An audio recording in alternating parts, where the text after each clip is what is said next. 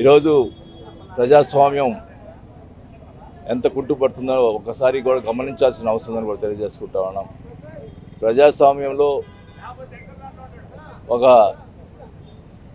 ప్రతి ఒక్కడికి ఓటు అడిగే హక్కు ఉంది. మా హక్కులో భాగంగా నిన్న జగన్మోహన్ రెడ్డి గారు కూడా మరి ప్రచారం చేస్తుంటే దుండగులు అంటున్నారు వాళ్ళు, మేము ఏదో తెలుగుదేశం కార్యకర్తలు అంటున్నాం. వాళ్ళు చేసినటువంటి దాడులు నిజంగా అంటే ఒక ముఖ్యమంత్రి మీద దాడి చేస్తే అందరూ కూడా భయపడతారు అనే ఉద్దేశంతో ఈ కార్యక్రమం చేయటం జరిగింది. ఒకటైతే చెప్తా ఉన్నా, ఈరోజు రాష్ట్రంలో జగన్మోహన్ రెడ్డి గారి సైన్యం ఉంది. ఖచ్చితంగా అందరూ కూడా ఓర్చుకుంటూ ఉన్నారు, అన్నీ కూడా గమనిస్తూ ఉన్నారు. ఓట్ల రూపేణా చూపిస్తారని కూడా తెలియజేసుకుంటా ఉన్నా. మళ్ళా కూడా జగన్మోహన్ రెడ్డి గారు 150 సీట్లతోటి రావటం జరుగుతుంది. అంబేద్కర్ ఆశయాలు ఆయన తప్పకుండా ఆయన ఆశయాలు ఏదైతే ఉందో అవన్నీ కూడా జగన్మోహన్ రెడ్డి గారు నెరవేరుస్తారు. ఆయన చూపించినటువంటి బాటలోనే నడుస్తారని కూడా తెలియజేసుకుంటా ఉన్నాం. ఈరోజు ఎక్కడ పోయినా జగన్మోహన్ రెడ్డి గారు మొదటగా వచ్చేది నా ఎస్సీలు నా ఎస్టీలు అని చెప్పి మాట్లాడుతున్నాడు అనేది ప్రజలందరూ కూడా గుర్తుపెట్టుకోవాల్సిన అవసరం ఉందని కూడా తెలియజేసుకుంటున్నాను. అంత ధైర్యంగా తెలుగుదేశం అని మాట్లాడుతున్నారు ఎస్సీల గురించి. కేవలం ఎస్సీల్ని విభేదించి పాలించాలనే ఉద్దేశంతో ఉన్నారు తప్ప మరి ఎక్కడ కూడా వాళ్ళు ఎస్సీల గురించి ప్రస్తావించేది లేదు. ఆయన ఏం మాట్లాడాడో మీ అందరూ తెలుసు. ఎస్సీలో పుట్టాలని ఎవడని కోరుకుంటాడా అని మాట్లాడిన వ్యక్తి చంద్రబాబు నాయుడు గారు. మరి అలాంటి వ్యక్తి గురించి మరి ఆయన ఈరోజు పెద్ద మన అంబేద్కర్ గారి జయంతి రోజు కూడా వాళ్ళ గురించి మాట్లాడటం కూడా మాకు అసహ్యంగా ఉంది.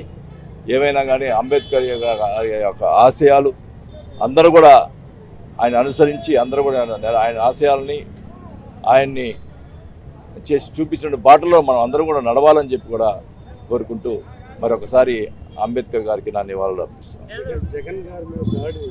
అసలు ఎవరైనా అది నేను అడుగుతా ఉన్నా చంద్రబాబు నాయుడిని, ఏమండి చంద్రబాబు నాయుడు గారు మీకు అలిపిరిలో జరిగిన సంఘటన కూడా డ్రామానా చెప్పండి. ఆ రోజు మీకు అలిపిరిలో ఏదైతే జరిగిందో ఎలక్షన్ అది జరిగిన వెంటనే ఎలక్షన్ పెట్టావు అంటే అది డ్రామా ఒక ఇప్పుడు జనరల్ ఎలక్షన్స్ జరుగుతూ ఉన్నాయి. దీంట్లో అసలుకి జగన్ అంటే ఇక్కడ కంటికి ఇక్కడ జరిగింది దెబ్బ అంటే ఏమన్నా ఇక్కడ జరిగితే ఏమవుతుంది? ఎవరైనా ఒక ముఖ్యమంత్రి స్థాయిలో ఉండి అంత చీప్ ట్రిక్స్ చేసుకునే అవసరం ఉందా? నిజంగా ఆ దెబ్బ తగిలేదేదో అంత దూరం నుంచి కొట్టినటువంటి వాడు ఇక్కడ తగిలితే ఏమవుతుంది? ఎవరైనా చేస్తారా? ఇది అప్రజాస్వామ్యంగా ఉంది. ఖచ్చితంగా ప్రజలు బుద్ధి చెప్తారని కూడా తెలియజేస్తుంటారు.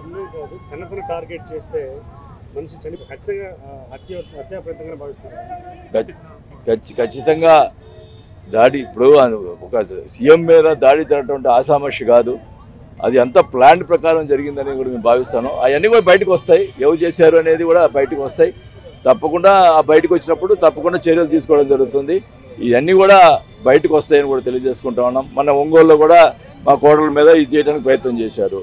దానివల్ల వాళ్ళు నష్టపోతారు కానీ మేము నష్టపోతాం. కాకపోతే ఎవరు కూడా ఇది ప్రజాస్వామ్యంలో ఈ రకమైన కార్యక్రమాలు ఎప్పుడూ లేని కార్యక్రమాలు చేయటం మంచి పద్ధతి కాదు. ప్రజలు బుద్ధి చెప్తారని కూడా తెలియజేసుకుంటారు. డెఫినెట్గా జగన్మోహన్ రెడ్డి గారికి జెడ్ కేటగిరీ కేటాయించాలా, హై సెక్యూరిటీ చేయాలా. మరి ఆయన చూస్తుంటే వాళ్ళు ఏమేమి చేసేదానికి సిద్ధంగా ఉన్నారు. ఎందుకంటే ఈరోజు మళ్ళీ కూడా వైసీపీ గవర్నమెంట్ వస్తుందనేది క్లియర్గా అర్థమైపోయింది. కాబట్టి ఏం చేసిన సిద్ధంగా ఉన్నారు. కాబట్టి సెంట్రల్ గవర్నమెంట్ వాళ్ళు కూడా వాళ్ళు ఏదో పొత్తు పెట్టుకున్నారు అని చెప్పి వాళ్ళని సపోర్ట్ చేయటం అనేది కరెక్ట్ కాదు. వాళ్ళు సెంట్రల్ గవర్నమెంట్ వాళ్ళు కూడా దీని మీద చర్యలు తీసుకోవాలని చెప్పి కూడా నేను కోరుకుంటా ఉన్నా.